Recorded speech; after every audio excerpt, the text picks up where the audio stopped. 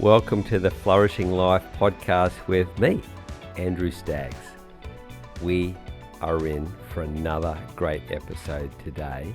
Before I start, thanks so much for your encouragement and feedback. Jethro and I were on a plane in Bundaberg recently, and people say who they're sharing, which episodes they like. Thanks for the feedback on the Ben Higgins episode and the Faylene Sparks episode.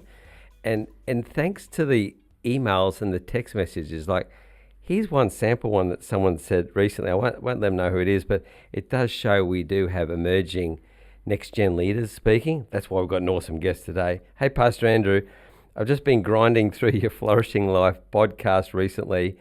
There's so many different good things I could say, but I want to specifically just encourage you for choosing to intentionally honor those giants who've gone before.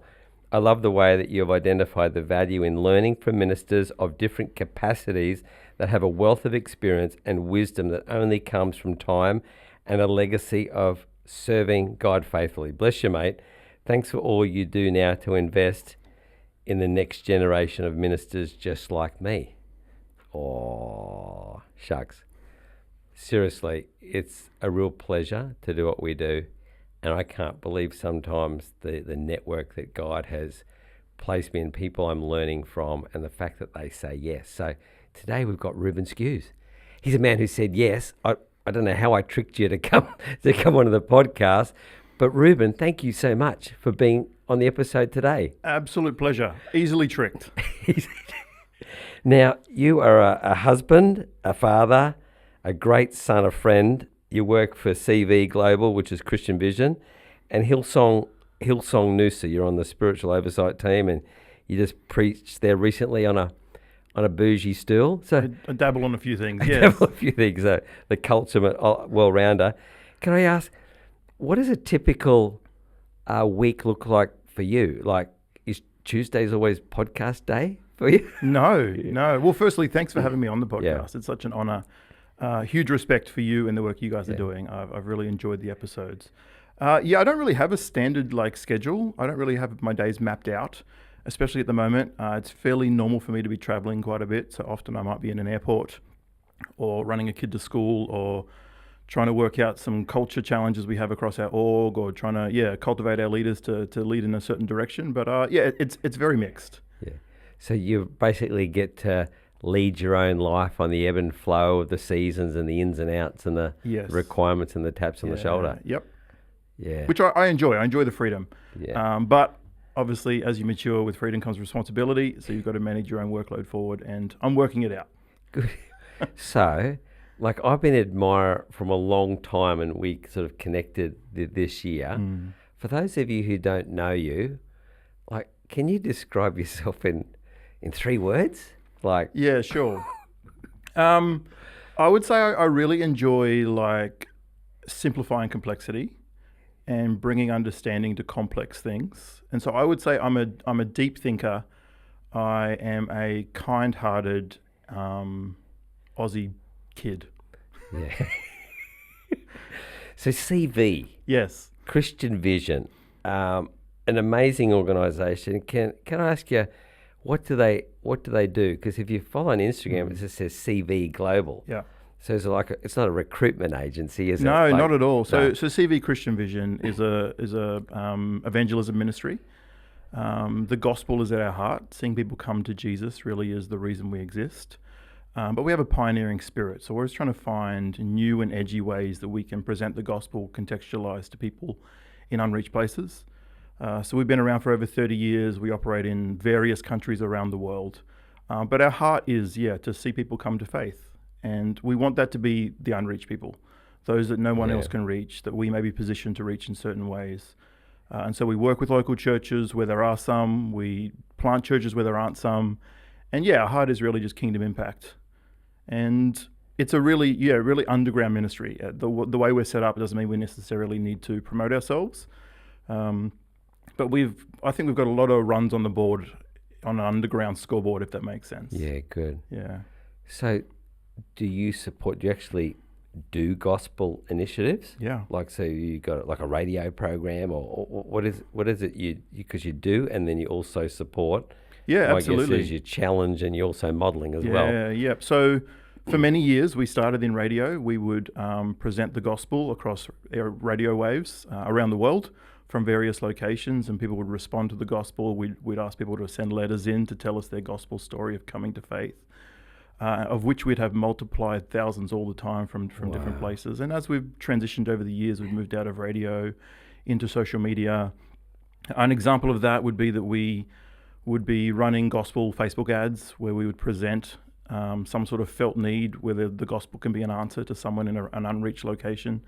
And they would respond through maybe a Facebook chat, maybe a chat bot responds and leads them on a conversation of faith, to which at some point we would lead someone to connecting them to a local church or to someone on the ground to continue their journey of faith. So for us, it's deeply around, seeing people come to faith, and if we can facilitate those opportunities, but then also where we can't, we want to equip Christians to be confident to share their faith and churches to become catalytic in evangelism. Yeah. And you also play a resourcing role too. You obviously see like entrepreneurial projects. Yeah. And you come alongside. What sort of things do you look for? Because everyone does something differently, but what sort of catches CV's eye and think, we want to lean into that. We want to partner with that. Yeah, I mean, I guess on multiple fronts, it's always, are you kingdom minded? Is there a desire to see people come to Jesus? Is that part of what drives you and motivates you? And on the other hand, I guess there's a sense of like, on the technology front, are there those who are wanting to use emerging technologies for those outcomes, for those reasons, or are they just quick money grabs? And so we're always looking for those people that have a sense of humility and a sense of longevity in their story, but also a sense of like, let's go, courage and boldness to give it a go.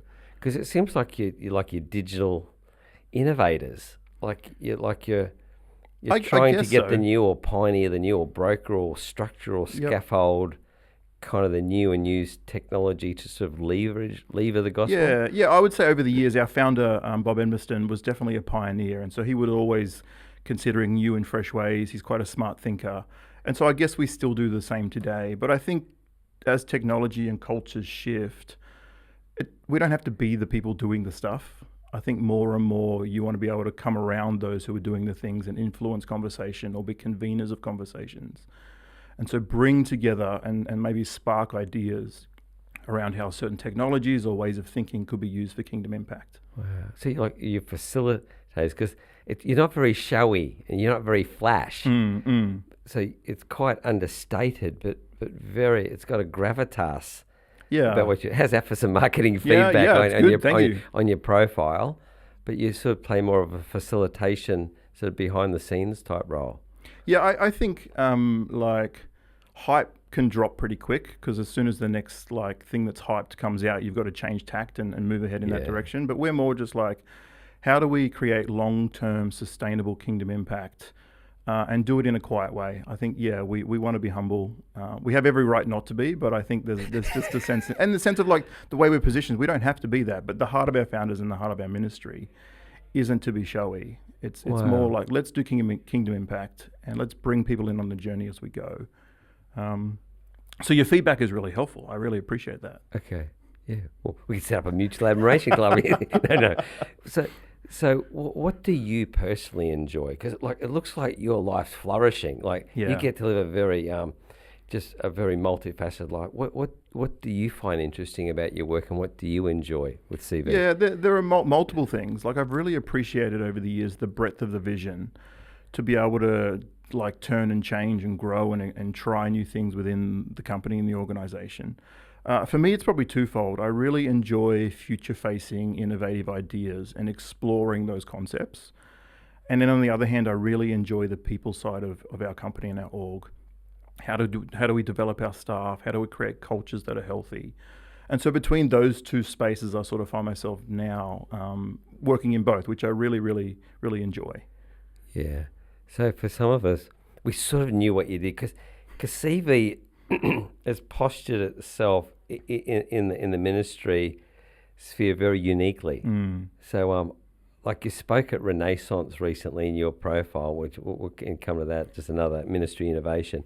But they put up a a bio on you. Yes. And when I read this, I thought, oh, now I really get what you do. I think other people gave you feedback too. Cool, yes. So somebody to save you going and fishing around the internet, I'm going to read Thank out. you. Will this be helpful? Sure. And with this, Reuben is passionate about innovation in the Australian church and the ways emerging technologies can be harnessed to amplify missional impact.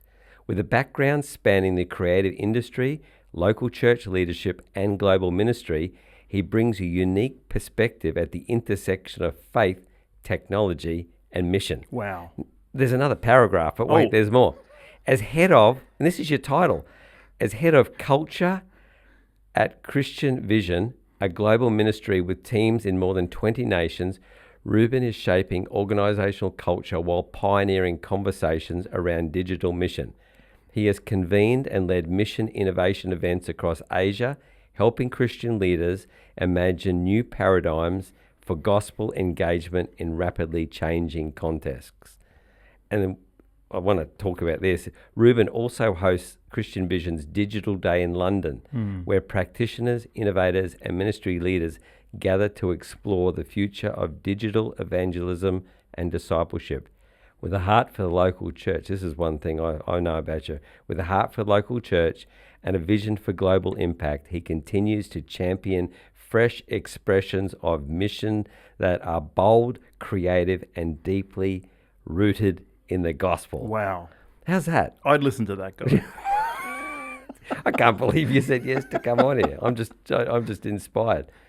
Now, you mentioned the founder, Lord Bob Edmondson. Yeah. What an amazing guy. I've seen some clips on Instagram, the source of all knowledge. Yes. You got to interview him. Like, what's it like to interview the founder? Such an honour. And for those Yeah. that don't know Bob, he's a renowned businessman around the world, quite well to do, but really just has a beautiful heart for Jesus. I think in his early days, he really had a heart to be a missionary, but felt called to business. Yeah. And so now uses his business acumen to fund the mission work around the world. Yeah. But I would say he's someone that has money, but money doesn't have him. And that's what I find so interesting, is that you could see him for the wealth that he holds, but really when you have conversations, he just cries and weeps over those that come to faith. And he's really just driven by the sense of like an incredibly humble man, very principles driven. And so to be able to take a chance to interview him was an honor, not something I took lightly. And yeah, I would love to continue to tell his story in different ways, because I think there's more to come there. But I think that's part of the point, is the humility side doesn't want the story necessarily to be told. I heard him speak once, and he said, the call of God on my life is to fund the salvation of the globe. Yeah, yeah. That's a pretty epic And I just understanding of your call. appreciate the scale of thinking. Like we had a vision statement to reach 1 billion people with the good news of Jesus. And that's as much a number as it was a way of thinking. Because once we reach the number, it's not like mission finish, pack up shop. It's like, no, keep thinking about how we go bigger and different, and like, how do we operate at scale? Yeah. And I think that's one of the unique things we contribute and can bring, is because not everyone can necessarily work at scale. So we can solve some problems at scale and then help serve those back to people in churches if that's helpful to people on the ground. Well, he must be happy with some of the projects and the results that are being gained in the name of Jesus Christ. If you've got a project that you're particularly proud of that CV's done, that you think, I think that really hits the spot? I mean, across the years in CV, there are so many different stories and projects. But for me personally, I've really enjoyed the ability to convene conversations and build capacity in some of our leaders or church and ministry leaders around the world. So earlier this year, we ran an event in Japan to bring together denominations, church leaders, missional practitioners to begin to redream about what the future of the church in Japan could look like. And if you know the history of Japan, just getting some people in the room could be a challenge. And so it really was a God-blessed day. And for me, there was a moment that I was really proud of, because I was like, the conversations that have come out of that, I think are really going to spark some new things across Japan. And that may not necessarily be the sole reason why things have happened, but I just love the idea of bringing people together, and that's been one place that's worked really well. Yeah, that's awesome. Now, you're in South Africa recently, and then I saw slow-mo videos of driving through Chicago. So you with your Chicago team, then you've been up into Asia. Have you been able to discern a sense of what's God doing now in this season, or what sort of things are you seeing starting to trickle up? I mean, God's definitely at work. It's obvious Yeah. something's happening. You look across the world everywhere, there seems to be just this story of people returning to faith and people turning to God. Even post Charlie Kirk, if I can just talk personally for a moment, my barber the other day just says, "Reuben, I've had a mental breakdown in the last week. I was on tour with my band. I've just had this breakdown, I've put it down to the meaning of life. I saw Charlie Kirk's assassination, and it's just something's clicked in me. And I think the answer is religion. He's in no way a Christian guy, but you could just get this sense that like this moment is just sparking in the hearts of people this desire that there must be more to life, and I should begin to pursue and look at God." And so that's one person in a Western Australian context. But of course, around the world, God is at work. It's so interesting being through Asia, being in America, being in South Africa. The context shift between like a Western and an Eastern culture is so beautiful to observe. The Eastern context I really love. There's such a humility and a beautiful community sense that really comes out in the churches there.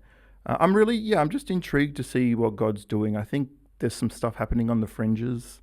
Like innovation always seems to happen on the fringes. It doesn't necessarily happen in the middle of where God was previously at work. And so you look across Asia, there's some interesting ways people are recontextualizing, having to represent the gospel, new church models sort of coming out of the woodwork. And so I'm really intrigued to see. I think from Westerners, we have a lot to learn from some of the parts of Africa and some of the parts of Asia that, I think if we can humble ourselves and apply some learnings in those places, I think we'll be a lot better off. Yeah. I watched a panel in Singapore on one of my trips it was a panel about eldership. Yeah. And they just kept deferring to each other. No, you speak first. So there's this other-centeredness, and they do discipleship more in groups and community. Yeah. Which if you grab a lot of our sort of textbooks or information around discipleship, it's sort of North American, white, Anglo-Saxon, and it's quite individualistic. Yes. You go to the contents page, and you're not going to find anything about community. No. Doing life with other people. And I think that's my point. Like I feel for us in the Western church context, pseudo-community is often what marks us. It's this sense of like, we think we're together, but we actually haven't wrestled out our differences yet. And it's only then when you wrestle out your differences that you come to a point of realizing, oh, I'm not trying to change you. We can be mates. Yeah. And I think that's something beautiful in an Asian context. That doesn't seem to be there, but that's my Westerner coming in observations. So there's an example of you just so clinically insightful about some stuff. You hit a rich vein. So you got a chance to broker something at the Renaissance gathering here in Brisbane, which is linked to Al Gordon and St. Church, East London. And then you started to do some social media posts about risk-taking and faith. Yeah. And I just found that inspiring. Do you want to let us know how long's that sort of been bubbling that thought up? And then what was your big idea? What did you feel like God was wanting to say to the Australian church? I mean, I'm a pastor's kid by birth. So I've been birthed into the Australian Pentecostal scene. And so the church has been my world. And in many ways, I've run from it, run back to it, and been involved in it. But I just have a deep heart for the Australian church. And I just get a sense at the moment is that if we don't, there are opportunities to begin to dream again. I think the Australian church is a prophetic voice to the world. Historically, I think Hillsong really led in various ways. And I think we've all been so blessed by that. We've run on the coattails of its success, and we haven't necessarily had to dream, pioneer, and do our own things. There's been a lot of copy and pasting opportunities, which have then helped the Australian church grow more and more. But I think we're just in a transitional moment. There's an opportunity for new leaders to arise, new things to begin to happen. And I'm just seeing the need for, beauty, imagination, courage, and risk-taking to go again. I think there's worship in our risk, or maybe that our risk is our worship. I think we've been very good to become excellent and polished. And I think there's an opportunity for us not to chase excellence, but just to chase the Spirit. And in doing so, let His courage inside of us push us to take risks. Yeah. You should write more. Thank you. Thank you, you're kind. Well, good. One of the things I enjoy about writing, which is probably why sometimes on podcasts I find it challenging, because you can pause and rephrase the thought and come back at it and represent it in a way. But I really enjoy the process of trying to take something complex, simplify it, and say it in a way that makes sense quickly and easily. Which is why I hate actually algorithms. Sorry, why I hate Instagram. I'm getting started now. Why they've pushed past 10 posts on their carousels. Yeah. It's like now people don't have to consider their thought. They can just wax lyrical. Like, no, keep some constraint. Like, let's keep it to 10 carousels and let us hone our thoughts so we can actually present them in 10. Wow. Because that's often, is that reason why you post then sometimes unpost again? Like you're just thinking it through deeply, because then when you've got a post that sticks, it's gold. It's obviously been well synthesized, well processed. Yeah, it's funny when I get on a post train. I say the post train because sometimes I feel like the Holy Spirit sparks an idea, and it's like the tracks are just running out in front of me, and I've got to follow the tracks. And sometimes if I don't follow the tracks, they just stop or the thought disappears. And so sometimes there are some Holy Spirit inspired ideas.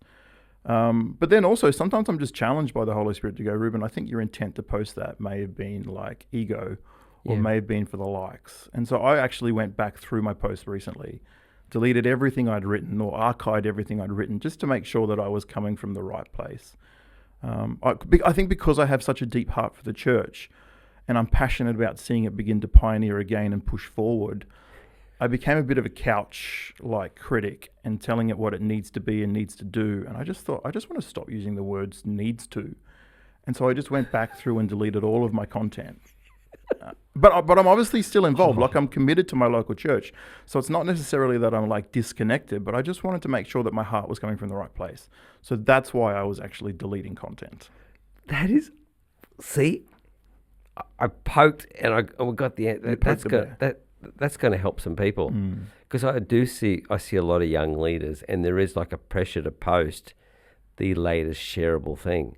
Yeah. I've got truckloads of content, but it's not there to be released yet. It's just percolating. And I think that's for another time. Yeah, one of the challenges of AI is like suddenly you can just wax lyrical with one prompt, but it's not your spirit-led, like honed, wrestled with content. And I think we quickly can begin to see shallow AI-driven content because it just doesn't carry the same heart, spirit, and like wrestle, nor the prophetic edge to it. Because you can tell those who've just cut and paste. What's that hyphen in there? What's they call it? The M dash, I think it is. The M dash. Yeah. The M dash. Yeah, so we're all prompting to remove the M dash. You got to delete that, everyone. So there's a bit of a tell. Yes. Bit of a tell. When I see people who normally have spelling mistakes in their posts not have spelling mistakes, I'm thinking that's AI. Yeah, absolutely. I love how people even Substack are saying this is how I'm using AI as a polishing, as a finishing tool. So I'm loving that there's new narrative. Some people at the bottom of their Facebook post will say, this is 100% human generated now, and I'm kind of enjoying the honesty of that. Yeah. I even in that, if I can go down a rabbit hole, I think there's something for the future of the church to consider around like authenticity, truth, like when everything starts to be AI generated, what actually is truth? Yeah. And from a faith perspective, I think there's something about being firstly spirit-led and then something about being in community where you can cross-check and use the community and the spirit as your thing to help you decide what is truth as we continue to push into a space where everything may be a little bit blurry. So it's a bit like the book of Revelation. What is the Spirit saying to the churches? This is very good. For those of us who've done sort of master's or doctoral studies, we're moving in the area of epistemology, like what is truth? Yes. I think as long as the initial spark comes from Holy Spirit, that's a great start in any of the prompts of the searches. I got to do something the other day. I pulled 4 thoughts in, and you could see it just grinding away. It took 2.5 minutes before it came up with an answer. And it was probably about 80% there. Yep. But I thought, mate, you're working hard for me. There's some things I use ChatGPT as like as a research partner. Yes. Because it saves me going looking up 12 journals to get that. But it was analysing leadership seasons in a large organisation. And I thought, mate, I should have bought it a toasted sandwich. Yes, and thank God for it. It did a lot of grunt work, but there's still, I reckon, a 20% error or hallucination rate. Yeah. And I can pick that. Like, there's some areas that I'm particularly knowledgeable in, and it makes up sources. Yeah. I thought that is not a real source. So I'm wondering whether the gift of discernment is going to be the spiritual gift that's going to come to the fore in this next season. Huge. Our spirit bears witness to truth, and you think, oh, this, I can't put my finger on it. And so maybe there's a new app called AI certifiers. You know what I mean? There's an idea for anyone listening. It's got an 85% honesty, full disclosure rate. There it is. Now, talking about your dad, Yes. your dad, church on the Sunshine Coast, I think it became Hillsong, didn't it? It did, yeah. So originally from Wagga Wagga in country New South Wales. Yeah. And so we pioneered there for 20 years and then moved to the Sunshine Coast, joined Steve Penny at King's Church. And then when that transition handed over, my dad took on one of the campuses, Noosa, for a few years and then handed over to Hillsong. And Hillsong now in Noosa is continuing, doing beautifully. That's the church I'm planted in. But originally from Steve Penny's plant with actually Dustin Bell, the current pastor of Calvary, I think was the first person to pioneer in Noosa. But then, my dad took it for a short season and was honoured to hand it over. And now you're serving there on the spiritual oversight Serving team. there, Mark and Laura, my pastors. Beautiful people, great little campus. Yeah. It's good to be up there recently. Good congregation. Got Dr. Craig Holman up there too. He's part of the team. Yeah. Can I say, I just love how you honour your dad. Yes. Like you did this epic post recently. It was his birthday. You want to, because it's like, are you going for Son of the Year award or something? Can you just talk us through? Yeah. You're open to talking through how that Absolutely. epic post came about? I actually remember many, many years ago, I was probably 15 and I was flying to South Africa because my mum's South African. And on the plane flight, I actually penned a long thing about the dream about one day becoming a dad. And I look back and I listen to that and I read that and I actually get quite emotional because it's quite beautiful and meaningful. Especially now as a dad, I think you just have a different emotions that you've tapped into. So I think at my core, the desire to be a father was always there. And even the story of us getting kids was a challenge, and maybe we can touch on that if needed. But I think over the years, now that I've been a dad, you begin to realize, this was actually quite challenging. There's some certain, I'm stretched thin. And so you think back and you go, maybe my dad also had the same thoughts and challenges. And so it was his birthday recently, and bless him. But my wife's away at the moment in Fiji, and I'm at home with the kids, and we've got 2 beautiful daughters. And I'd just come to the end of a day. I felt like I was stretched thin, was a little bit sad and emotional about how I could have done better as a father. And it just maybe reminded me of my dad. And I thought, actually, I think I'm just going to honor him in this moment. I need to post a birthday post. And from a place of vulnerability, I'm going to tell him, thanks for doing a good job, because it made an impact on me. And that was it. It was powerful. Is your dad on social media? Did he see it? I don't know. I think he is on social media, but I don't know if he's seen it. But that doesn't matter, maybe. Can you honor someone without them seeing it? I think so. Well, it's in your heart because you've done it before, and I just think that's one of your hallmarks. It's absolutely amazing. You're kind. Yeah. Now, you big in tweeting at one stage too. This writing journey of yours has been quite interesting. Talk to us about the tweets and then the book of tweets, because I was inspired. I want to get my own book now. Yeah. So why I was a bit frustrated earlier about Instagram and its 10 carousels was I really used to enjoy Twitter's 240 characters. And so I would try to synthesize ideas into tweets because it forced me to go, okay, this idea needs to be able to communicate it in a short amount of characters. And so I just used to tweet a lot. I just used to tweet, to the point that my friends, for some reason on a birthday, decided to collate all my tweets and print them into a book. So I look back now, I have a book just full of my tweets, and my younger self wasn't as maybe humble or as wise or as just well-rounded as I am now. So I look back and I'm like, why did I tweet that? But I love the idea that I have these things actually in print. And one day maybe we'll write a book that's longer than a few tweets. So lots of tweets make you a twit. Yeah, is it the book of twit? Yes, you could say that. You know when you read a book though, and you're like, this whole book could have been 2 sentences, but they've just fluffed it out. Yeah. And I think maybe I do all my work in removing all the fluff down to the core idea. And maybe that's my problem why I may find it challenging to write books, because I'm like, I've got to add fluff. Okay.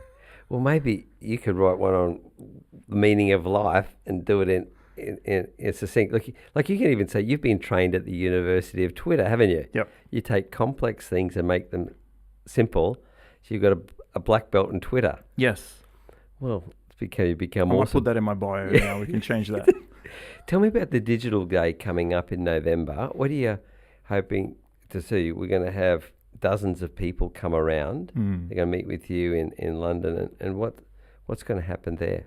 Yeah, so our heart is really to sense and seize what's on the future horizon. So there are innovation horizons that McKinsey, I think, has coined as the now, the next, and the new, like the 1 to 2 years, the 2 to 5 years, the 5 to 10 years.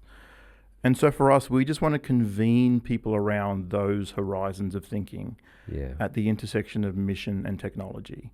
So mission, the desire to see people come to faith, the technology, the tools that maybe enable that to move at speed and scale.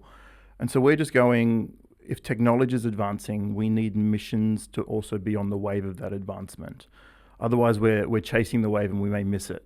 And over years, I think Christendom has either rode waves really well or completely missed waves. And so we just want to make sure we're providing space for people to come together and consider what could the intersection of these innovation horizons look like for a missional context. If we talk AI, we talk Web3, we talk any sort of technology or changing in trends, we just want to make sure there's a conversation happening and people coming around those points of contact to make sure that missions keeps pushing forward. Yeah. And it's in London, and it's in the Science Centre, and it's in a beautiful location. And so we've got, I think, a couple of hundred people in the room, a couple of thousand on the live streams. But yeah, the heart is really just to sense and seize. Sense what's on the horizon and begin to take some opportunities at seizing it. Yeah, sense and seize. This does have Sons of Issachar vibes. Had 1 Chronicles, a group of, there was 200 in a group, had understanding of the times to know what God's people ought to do. Yes. Has anybody ever said that to you? I would love to have that ability to do that. I think you're doing it. Oh, you're kind. So sometimes in my head when I think of that, I think end times, and I'm like, I don't want to be an end times guy because so often it seems to go to end times. It's of the time. It's just it's nothing to do with end times. So I've redeemed it for you now. I didn't see the book of Revelations because I obviously did Bible college. I can say that right. Yeah. It's not eschatological. It's like understanding of the times, the current times, the seasons. Yep. That's you. Yep. Like an anemometer, just being able to read the wind and the change, and you're like this spirit cartographer showing us the ways. Well, I think everything has everything rises and falls. Like the trends start, plateau, and finish. And when trends begin to plateau, there's always the pioneers that jump off and create new things. Yeah. And so I think for me on the missions front, on the church front, there are different models that have done so well. But I just think there's a few of them that are beginning to plateau. And there are some pioneers jumping to begin to try to start new things, like initiate some new ways of doing things. And I guess for me, I just want to make sure we're providing community and networks for those who are doing those things, and that's what excites me. Yeah. So if that's an assessment of the time, I'm all there to help those people. Well, when we had coffee recently, you got a schematic. Do you want to talk through that schematic you've got? You borrowed it from somewhere, and then I think you analysed even the Hillsong phenomenon of the last sort of 40 years. It created, even the Hillsong Partners Network created sort of outliers and so on. Do you want to just talk through that as if people were looking in on this diagram that you have? Yeah, so it's called the 2 loops theory of change, and I haven't come up with it. It's definitely something I found and now hold to because I find it just so helpful. It's like it's 2 curves, one with a start, a plateau, and a finish, almost like a half semicircle, and then another one that starts and does a semicircle in the opposite direction. Yeah. And that's the point. I think there are church and missional models that at some point started and pioneered and have grown and done so well, but as they begin to plateau, then we go into maintenance mode and we try and keep the thing that was good alive. And you need that. You need the stabilizers. But at some point, they move from stabilizing to, I guess, end-of-life care.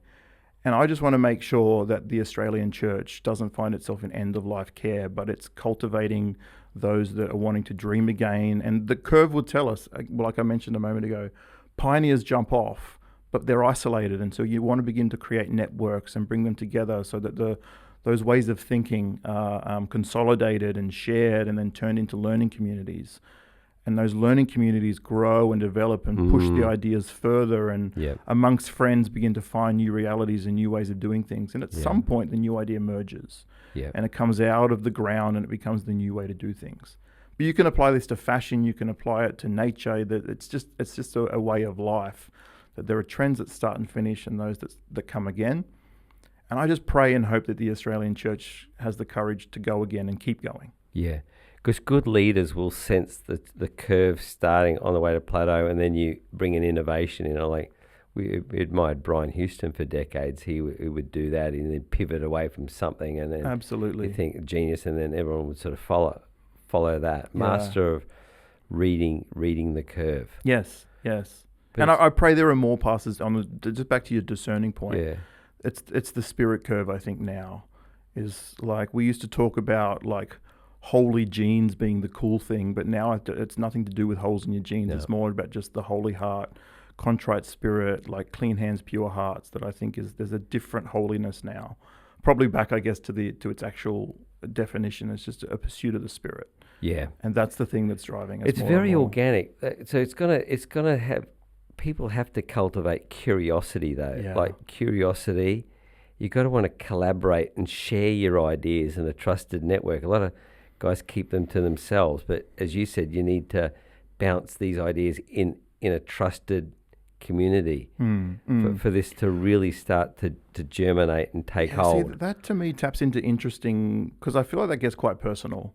Yeah. In the sense of like when you're secure, you don't necessarily mind who gets the accolades for the idea. But when you're insecure, you want to hold on to the sense of like, that's my idea and that accolade like is for me.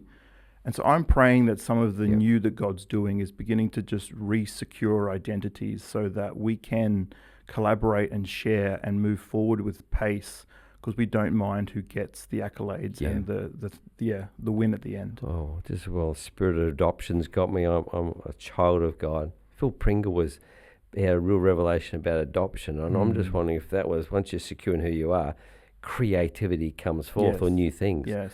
I love that the Holy Spirit's always at work, renewing and regenerating his work. I think I heard Tuck Barner say recently, at any time in the world, there's about 120 different manifestations of the Holy Spirit reviving, renewing, making things new, uncovering sin, moving things along. Like, it's just great. God's always at work, but it seems like the temperature, the intensity's been turned up. The dials, something. It's exciting. These are exciting days. Absolutely, I'm optimistic. We need good thinkers and pioneers like you. So keep writing, and if you need me to keep bouncing ideas past you, so we get more of those posts out there. Go for it. count me in, Reuben. How have you discerned, like, raised in a pastor's family, how have you discerned over the decades God's been at work in your life? Because we often have a bit more clarity, or even 20/20 vision in hindsight, looking back. Yeah, good question. You know, as a pastor's kid, I feel like pastors and farmers have the assumption that they're always going to hand over the ministry to their kids. And so I've always felt called to ministry, but not yet has it felt like it's a local church context. And so for a long time, I would almost run from the ministry. I'm a creative at heart and have experienced in many creative industries. And so I think over the years, I wrestled with a sense of like, ministry must be done in a church, to the fact now that I'm working in a missional context that isn't necessarily in a local church, but still deeply connected and passionate about. And I think just over the years, you look back and you realize, oh, God's hand was on me from the start until now. Yeah. And he's just been so kind to guide through conversation or relationships in certain directions. And I just think for some reason, I've just often landed on my feet. And I've really appreciated looking back. I just think, I think that was God saving me in that place. Because if I didn't, I think I would have spiraled out knowing my personality. I would have landed in a completely different space. And if I'm honest as well, I'm probably more of a Gideon. Like, I probably second guess the call and what God's placed on my life, to the point that I need 45 fleeces out and 65 confirmations. And then if I'm ready, I may move. And so the call to courage is as much for myself as it is to the broader sense, I think, as well. Yeah, okay. Well, when we post something, we can rest assured that you've slayed yourself 100 times already, okay? Yes. So you are the reluctant martyr communicator. Yes. That's good. Now, I see on Instagram you've got a beautiful wife and family. Things are obviously not perfect all the time. What does a tough season look like for you? And then how do you navigate out of that, or you're in one long tough season now? And that's a great question. A few tough seasons I remember looking back on was pre-marriage. My wife and I had a bad car accident. Yeah. And that car accident triggered a lot of autoimmune issues in my wife, and she still has a whole lot of different health concerns.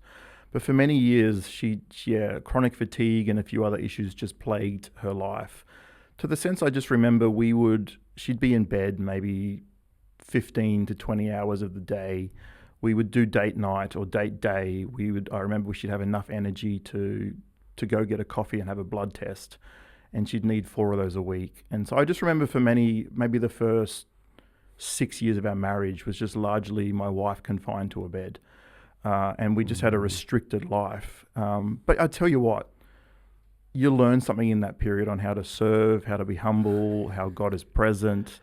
And I would never want to sign this up. I would never want anyone else to sign up to that. But I would say we are way better off because of what we experienced. And then in addition to that, fertility for us has been a challenge.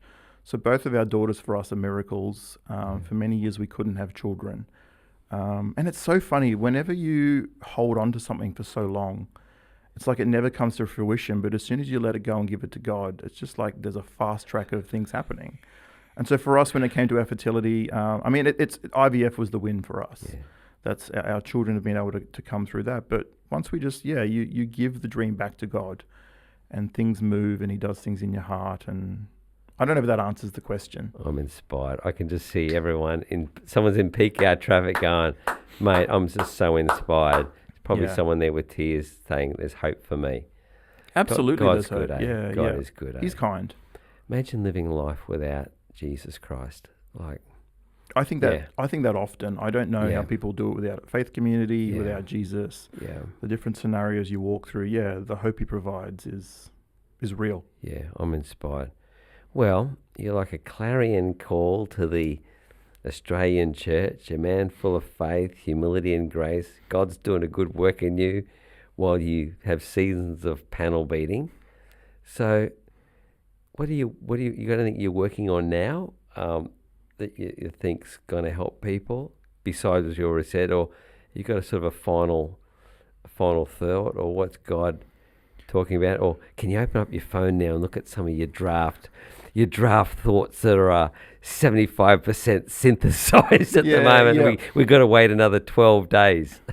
I think one of my thoughts is dying well.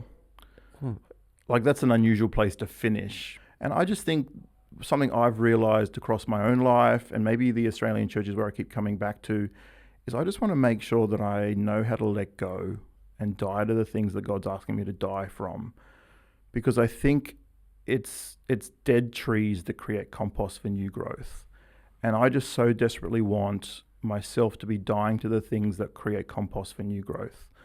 And so I'm just thinking for the Australian church, for myself, for every context, how do we just let go?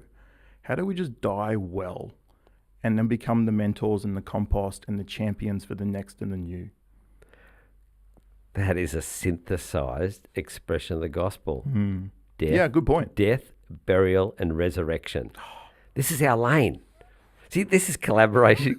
Seriously, you're on a thought. I heard a speaker give a keynote address, and he said one of the overlooked powerful messages of the gospel is that we're meant to do death well. Yes. Death is a normal experience because we have the hope of the Romans 8 resurrection life. Yes. So you are onto something. What I've just given you is a biblical and a theological filter. I love it. Keep writing, buddy. Yeah, thank you. Keep writing. Reuben, I've been inspired. However I tricked you to get on there, maybe you can come back by our 100th episode. I'd love to. Thank you so much for being on the podcast today. It's been a joy. Thanks for coming with me on the ride. Yeah. Hey, if you've enjoyed this, please tag a friend or look Reuben up on Instagram. There'll be no content there. He might have deleted it. But make sure if you see it, screenshot it, and then you can build your own preaching message out of it. Please share the love around. We'll see you on the next episode of the Flourishing Life podcast. God bless you.